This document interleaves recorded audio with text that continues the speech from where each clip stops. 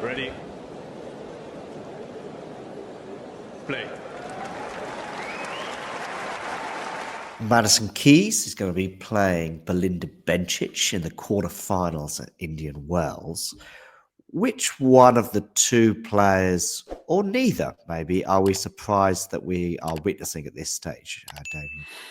Um, Neither. I guess there could have been some, first slam title hangover for Madison. Like that's something that happens to players.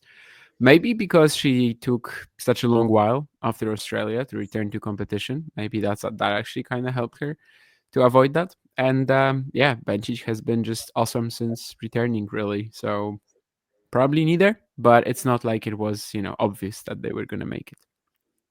I think before the two matches today, I was pretty optimistic of Madison's chances. I made Coco the slight favourite, but some of those usual troubles. I know some people said that, but Bencic was just amazing, and I guess in some ways she was.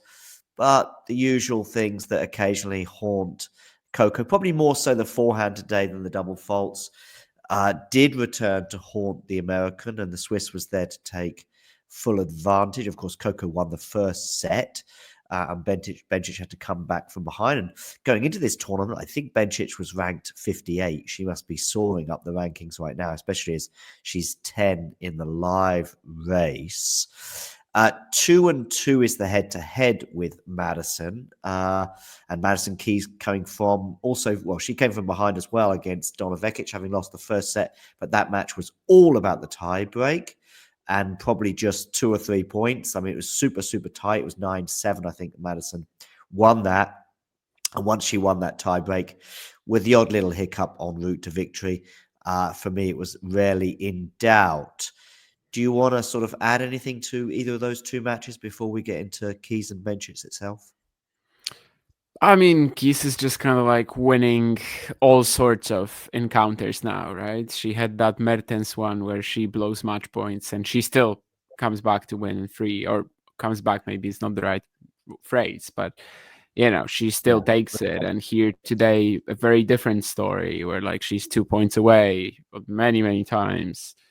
Doesn't actually get too much points, but now she's actually the one kind of who's trying to steer that match into her favor instead of Becky's just comfortably taking it.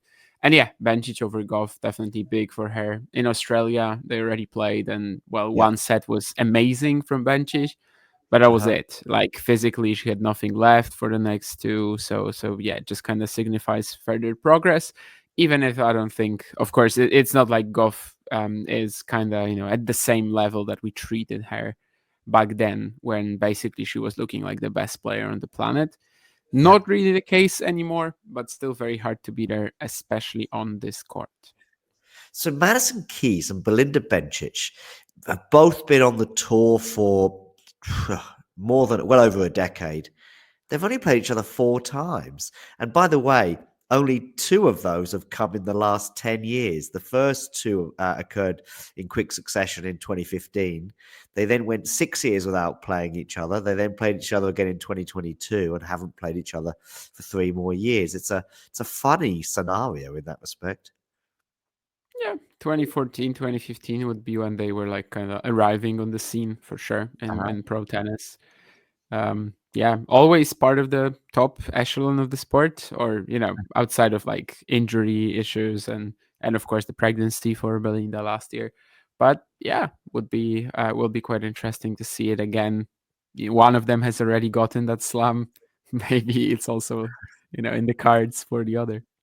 Yeah, but really, you think that big for Belinda that maybe there's still a outside chance, or more than an outside chance, that she can get over that slam hurdle? The ability is always there. The problem with calling it a slam hurdle in her case is that like she's never really done all that well in slams. Her results in slams compared to like WTA 1000s and basically any other event in the world, because of course she's also the Olympic champion. Yeah, her slam results were always kind of underwhelming. Just one time, I think she got through got to the quarterfinals. That was also a semi-final, and Mara Ducanu happened. Yes, that was the one that stuck in my mind the most in terms of Bencic and maybe opportunities because it was to the get it. only opportunity that she had, really, like the only Yeah. opportunity she ever had at a slam. So yeah. Okay, her route to the quarterfinals has included wins over Tatiana Maria, Amanda Anisimova, and Deanna Schneider before that win against Coco. She did drop a set against Anisimova, no shame in that, of course. Madison Keys, you mentioned that comeback win that she had. Well, I mentioned the one against Vekic, and in some ways it felt like a comeback against Mertens because she had to recover from the setback of losing that tiebreak 10-8. Before that, she just demolished Potapova for the loss of just 3 games. And of course, Madison Keys is the absolute, no doubt about it, form player on the tour, having won 15 matches in a row. She's hoping to win her 3rd tournament in a row. Obviously, she skipped pretty much the Middle East swing, so that kind of helps maintain that momentum. Regarding the head-to-head, by the way, which is, as I said, 2-all, the last match they had was in Charleston in 2022, Bencic winning that one in straight sets. Before that, Madison won in Doha. And then I don't know if we can take anything from the first 2 encounters, the French Open in 2015 and Eastbourne 2015. Therefore, I mean, really, we can probably just throw the history of the 2 out of the window, right? Yeah, I think so. It's also pretty tough to talk about like who the conditions would favor, because both of these players have just like basically demonstrated their ability to perform anywhere over the years. Maybe Keys even more so than Bencic, but yeah, I mean, yeah, factors like this aren't really going to be a thing here. What is it you think that, for example, Madison might be struggling with a bit more in Indian Wells than she may have done in Australia? I mean, obviously, court speed is the main thing. She does do okay, I think, on a slower court, but perhaps outdoor hard, she might favour a quicker one. And do you think, therefore, that may well play a factor in this match with Bencic? Not really. I mean, obviously the serve is not going to have that much of an impact. As you said, it's not as fast, but well, she has the power to like hit through anything. The ball sitting up a bit more, definitely not a big issue for her. She's had clay runs as well. Yeah. Yeah, maybe the only thing is actually that Bencic might not be able to like take time away from her too effectively on a court like this. Maybe it's actually better for her to play Belinda Bencic here than it would be in Australia. I kind of subscribe to that theory. But yeah, I Okay. mean, with both, it's as I said, it's pretty difficult because yeah, they're just good anywhere. Keys is the favourite? I guess you have to do it, but when you said that she was like very much the informed player, yeah, that factor of like her not playing since Australia until Indian Wells kind of takes it out of the equation as well, She's right? unbeaten I for mean, 2 months, more than 2 months unbeaten now. yeah, I mean, at the same time, she's not going to be tired because, well, usually when someone is on a 15-match win streak, you're thinking, oh no, I mean, soon it has to go because the accumulated fatigue and stuff. There's no fatigue, it's over a month of a break. She's going to be fine in this regard. Mentally, who knows? I mean, a streak can really get to you, but yeah, I guess still you have to favor Madison. Still just one loss for the year, but it's definitely quite close. I am favouring Madison, but if you just did the eye test on the 2 matches today, you'd actually probably favour Bencic, Yeah, especially if you didn't know anything about the history of the 2 players. I thought Madison was struggling to hit through Donna, which was, a little bit surprising. I think Donna has a lot of talents. I'm not sure if I would necessarily put her down as being an amazing defender, but Madison was having issues there and eventually would grow frustrated. In fact, what happened a lot today was Madison was flinging returns of serve, sometimes in, sometimes out. But when they landed in, Donna was still getting a racket on it. And then it sort of flustered Madison a little bit, sort of like, okay, I've got to win the point again. And eventually, after 2 or 3 more of those, she ended up, making a mistake, and Donna ended up taking the first set, albeit it was super, super tight. But yeah, I just thought Madison was quite a bit off it. Not a bit off it, but just a little bit off her best today. And I think Belinda is just playing better and better and better. And yet, I'm also going to go on the side of Keys for this, just because I do think that unbeaten run, she must have a lot of confidence coursing through her veins when she won that second tiebreak. When she won that second set tiebreak today, it was kind of like she screamed as though she'd won the match, and it did feel like that, and it turned out to be the case. And I do think that when you're on a sort of an unbeaten run like that, I think you're sort of you can't be much more determined. But I also don't really worry too much about Madison in terms of nerve at the moment, just because I think she must be feeling in a motivated and yet relaxed mood, which I think will see her getting to the semi-finals here at Indian Wells. Yeah, I mean, now that she's won Australia, it's kind of like until she wins the French and the calendar Grand Slam, Yeah. it becomes a question. Like until then, there's like almost no pressure on her, sort of. At least that's how I think she should be trying to internalize it. And like, yeah, she's done what everybody was thinking that yeah, she has to do at some point in her career. What she said herself was kind of overwhelming her that she might never. That she was only able to like fulfill this dream when she realized that okay, I might never do it, and I'm fine with that.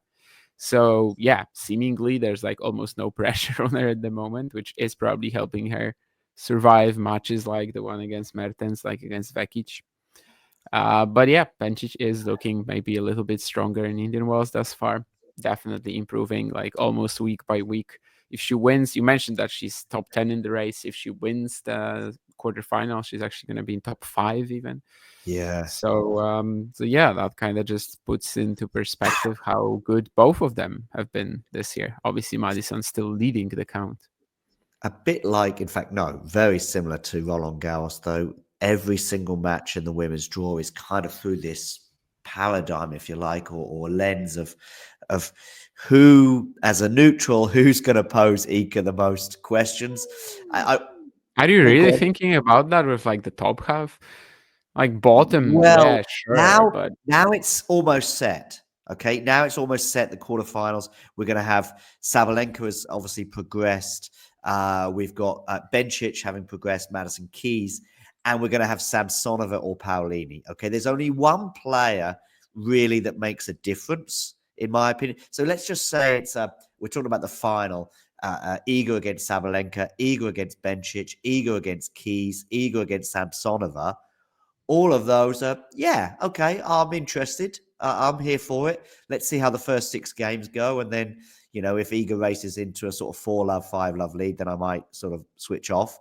But yeah, there's an intrigue with almost equally with all of those. The only one is Jasmine Paolini. And I love Jasmine, but a Jasmine Paolini, Iga Swiatek final. that's a bit too harsh for me. I mean, I would just place Samsonova and Paolini at the same level. Really? I think Paolini Samsonova. did push her at the Beijing King Cup, I'm not saying that It's Paolini cannot beat Samsonova. I'm just saying no, that I'm I'm talking saying about. about Świątek, Paolini. Yeah, just You don't think Samsonova is more of a threat to Iga than Paolini? no, that's too much. I don't think the quality gap in this case can like outvalue the matchup. I know that Samsonova has pushed Iga before, Stuttgart especially, but at the same time, we've also seen a few matches that look like, well, basically Jastremska Świątek. And yeah, I mean, I'd expect something similar. I just don't think we can say that okay, yeah, that's close to the other 3. And also, yeah, Paolini, Samsonova, it's not really that big of a difference. I don't. I think that's way too harsh on Jasmine. But yeah, I mean, Sabalenka, Bencic, Keys. I don't really care who's in the final. It would be an entertaining match. Yes. Should be. But I've said that before with Iga matches, and they haven't turned out that way. Anyway, yeah, back to I mean, Madison. even if it's a beatdown, it would be quite interesting, But yeah, the chances of a beatdown would be relatively slim, Let's say that. Slim. I don't know if I'd go that big, but Yeah, depends on what we mean by beatdown. But I like, guess what happens to Bukova? 5 games is the question. But if it's 4 games or less, it's a beatdown, right? No, but like, how would she win 6-2, Yeah. 6-2 against Sabalenka? Like, that's not happening. I mean, there has been. Was it Rome last year? What was the scoreline in that final? 5 games. Yeah, so that was 5 borderline. games Although at the a few WTA break finals points. too, I think. Yeah, there was a Yeah, few break points in that Rome final as well. But anyway, listen, back to Madison and Belinda Bencic. I think both have an excellent chance of reaching the final because, I don't see Sabalenka as being impregnable here. I mean, she's had a comfortable win today, but probably as we'd expect. But yeah, I think both have a chance of making their first Indian Wells final. One is 30 years old. How old is Bencic? 28. I don't know. That's Bencic, my 28. guess. Yeah. That's my guess. I Oh, was okay. just yeah, I was just guessing. 28, 20. Yeah, Yeah, I here we thought go. she might be 27 last year. She might I'm have gonna been say, 27 last year. But here we go. And she's 28 years old, having just turned 28, actually. Of course, you'll know that, Damien, 3 days ago. oh, So Belinda I had no Bencic. idea that she had her birthday during this event.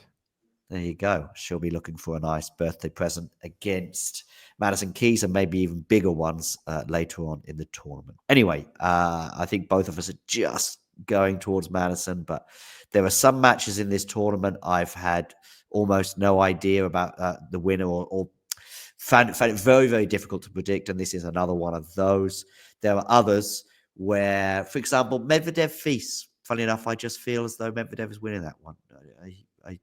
I, yeah, and there's one or two other matches that fall into that category, but this one doesn't. So please, people, do not be putting your mortgage on a Madison Keys win just because Damien and I make her a marginal favourite. If you enjoyed this video, make sure you hit that like button. Don't forget to subscribe and click that notification bell so you don't miss out on all things tennis.